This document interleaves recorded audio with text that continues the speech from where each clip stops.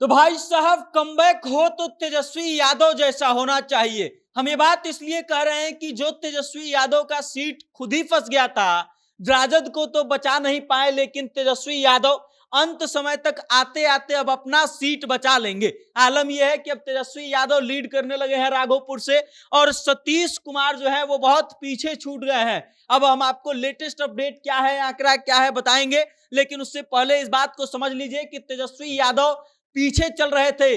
10,000 से ज्यादा का अंतर आ गया था, इतने वोटों से पीछे चले गए थे, लेकिन वापस से तेजस्वी यादव ने कमबैक करना शुरू कर दिया है और अब आलम यह है कि तेजस्वी यादव लीड करने लगे हैं। अब भले ही राजद को डूबने से तेजस्वी यादव बचा नहीं पाए, लेकिन अपना सीट तेजस्वी यादव बखूबी बचा रहे हैं। इलेक्शन कमीशन के वेबसाइट पर सीधे आपको ले चलते हैं और बताते हैं कि क्या है राघोपुर का हाल। देखिए, आप इलेक्शन कमीशन के वेबसाइट का हालत देखिए एक बार, कैसे बीजेपी 91 सीटों पर चल रही है, जदयू 83 पर, राजद मात्र 27 सीटों पर सिमट चुकी है।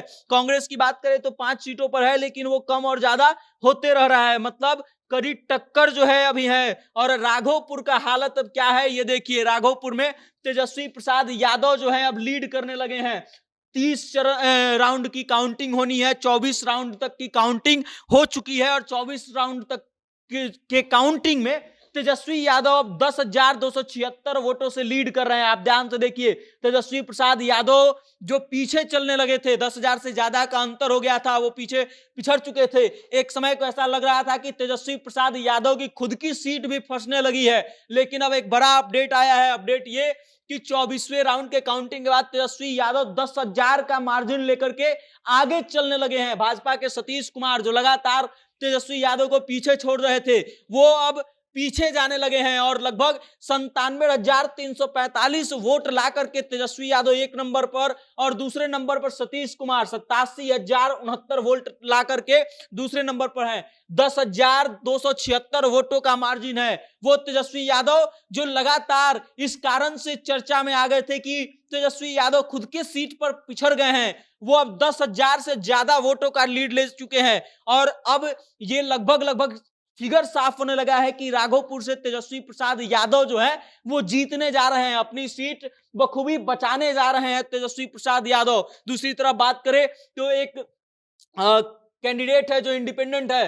वो भी 2536 वोटों के साथ तीसरे नंबर पर है और जनसुराज का हालत तो एकदम खराब है, वहां से चौथे नंबर पर चल रहा है 2201 वोटों के साथ। अब आप इस बात से अंदाजा लगाइए कि क्या आलम होगा। मतलब नोटा को 3264 वोट मिले हैं और तीसरे और चौथे नंबर के जो उम्मीदवार हैं जनसुराज को नोटा से भी कम वोट मिले हैं। आलम यह है राघोपुर में। राघोपुर अब इसलिए चर्चा के केंद्र में है क्योंकि तेजस्वी प्रसाद यादव वापस से लीड करने लगे हैं। अब महागठबंधन को जो ये लग रहा था कि तेजस्वी प्रसाद यादव खुद का सीट हार जाएंगे, तो वो अब बच गए हैं। तेजस्वी प्रसाद यादव लीड कर रहे हैं और संभवतः इस सीट को जीत जाए। अभी 6 राउंड की काउंटिंग बाकी है और देखना ये दिलचस्प होगा कि ये आंकड़ा कहां जाकर के खत्म होता है। लेकिन एक बात तो समझ में आ रही है कि बड़ा टफ फाइट है तेजस्वी यादव के लिए राघोपुर में। भले ही जीत जाए, मार्जिन बहुत ज्यादा नहीं होगी, मतलब तेजस्वी यादव के वोट बैंक में भी बंटवारा हुआ है, सेंध लगा है और इस कारण से तेजस्वी यादव की भी सीट मुश्किल हो गई थी। बाकी